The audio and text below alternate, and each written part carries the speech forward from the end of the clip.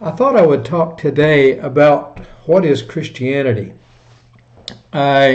Most Christians think they know what Christianity is, but they rarely stop to define it. And if someone asks them to define it, they have a surprisingly wide variety of answers. And the reason for this is not because we are all uncertain about what Christianity is. It's that Christianity, the very question, what is Christianity, presupposes a context. For example, if I ask you, what is America, you're going to get the same variety of answers.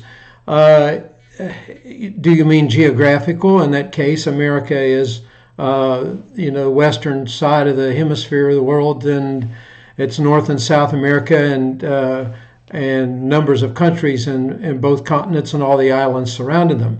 That's a geographical answer of what the Americas.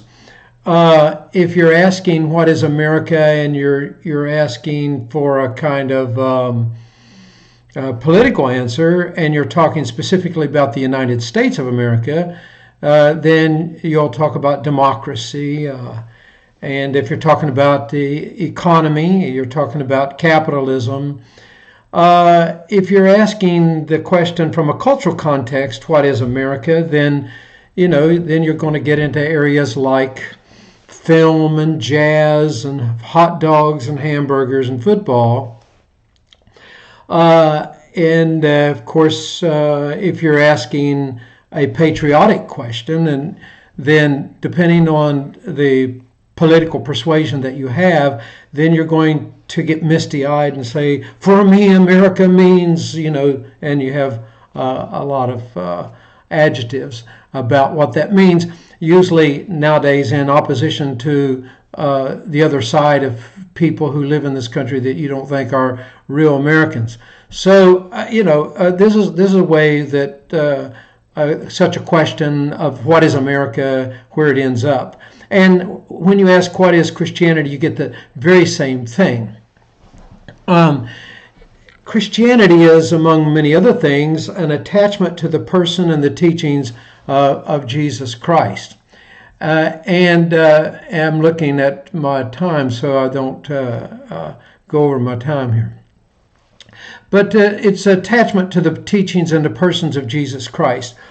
And so in this sense, Christianity has a history, and it takes on many expressions as it moves through time. So nowadays we meet people from Ethiopia or from Egypt. They are Coptic Christians, and they have roots in the very earliest stages of Christianity. But the way they express their faith in terms of their practice and worship looks considerably different than, say, an American living in the Midwest. If you're asking a spiritual question, what is Christianity, then of course, then we begin to talk about that supernatural dimension of it's the heart engaged with eternity, and that's the invitation of the Spirit of God to come into a person, the acceptance of Jesus as Savior, and each denomination and Christian expression answers all of this just a little bit differently.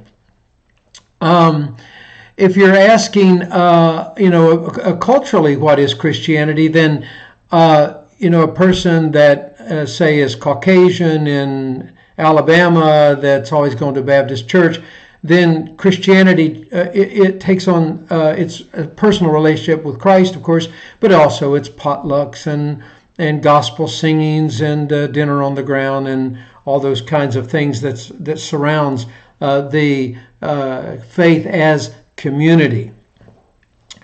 This whole series is about how we respond to change, and one of the changes that we are forced to respond to these days is the fact that we come out of a certain context, and in years past we didn't know that about ourselves. If we weren't Presbyterian, we knew Presbyterians were a little different than us. Roman Catholics were maybe very different than us, and we thought they were a whole different category. Depending on where one was raised in the Christian church, one had the sense like this is it, and the others are a little bit off, but I see that I'm connected to them in some way. I see that that I'm not as connected to, say, a Hindu for sure, because they're not Christians at all, do not claim to be Christians, and an atheist. I hear that they exist. I don't know if they exist. I've got a teenage friend that claims to be an atheist, and so forth. But as the world shrank, and we see things on television, and we travel around the world, and people move in next to us from many different places, then suddenly it becomes difficult to naively believe that how I was raised is exactly the way all people naturally would think if they had more information. And that includes the question of what does it mean to be a Christian, or what is a Christian, or what is Christianity. So our Coptics Christian, our Pentecostals Christians, our Baptist Christians, our Presbyterian Christians, our Eastern Orthodox Christians, our contemporary non-denominational people that claimed to not have any traditions at all, are they Christians in this same sense? And the thing about it, and this is C.S. Lewis really captured this a long time ago in his book Mere Christianity. All of these expressions of Christianity have much in common. A few years ago, I was addressing a eighth grade public school assembly, and they had gathered from several of these junior high schools. And they had been going to the various religious centers in the city. So they'd gone to Hindu and a Buddhist place and so forth. And now they wanted a Christian place. But which Christian place and which kind of Christianity? So they decided to come to our church, which was a large non-denominational church. So the way this played out was, I am an Anglican priest by ordination, so I wore my collar. A Coptic priest, Egyptian Coptic priest, was there. He had his full regalia, beard and a stick and the hat. And then there was a kind of a Baptist sort of in-between kind of person, not really Baptist, but kind of Baptistic. And so he was in a suit. So here we are, the three of us, and we decided to let our Coptic friend go first, since he represents a much older stream of Christianity than the others. And so he was wonderful. And so he talked to the young people and said, we all look different, don't we? And he said, that's because the different churches that we represent were birthed in different eras of history. And he said, and we'll talk about that, but we're going to stay on course and tell you what we believe in common, which is about the person of Christ and what we believe about Him. And we had a wonderful conversation, not only during the assembly, but then afterwards among ourselves. In general, Christians do recognize this commonality among us. And I wanted to do this session because as we face postmodern, contemporary, growingly secular world, increasingly secular world, then many times the question comes back to us on what are we responding out of? If something about the contemporary world upsets my particular expression of Christianity, but is not really an attack on Christianity itself, how do I determine the difference? We make this mistake all the time.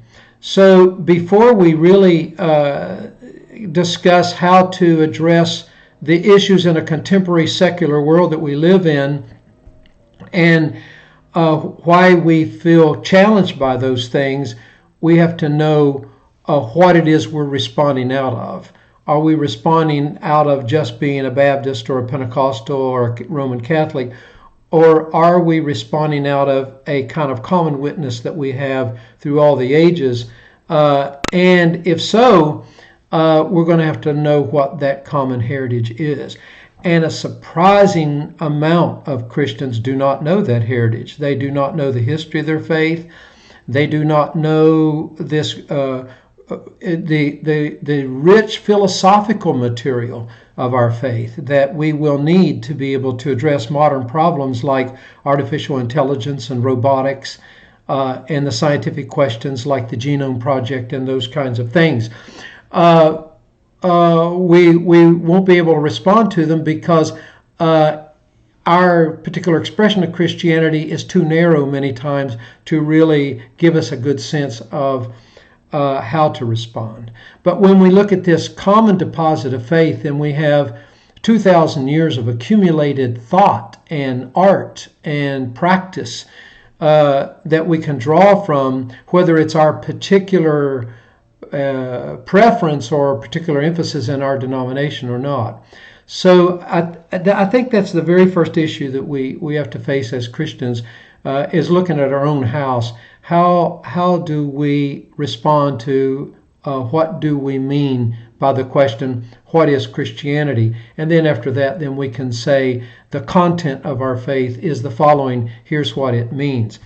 And naturally, it's much more for all Christians than just a philosophical content, but it has to be at least that to be able to respond to the great questions that we're facing in our age. So thanks for tuning in, and I appreciate any feedback that you have, because I'm trying to make these episodes useful for you.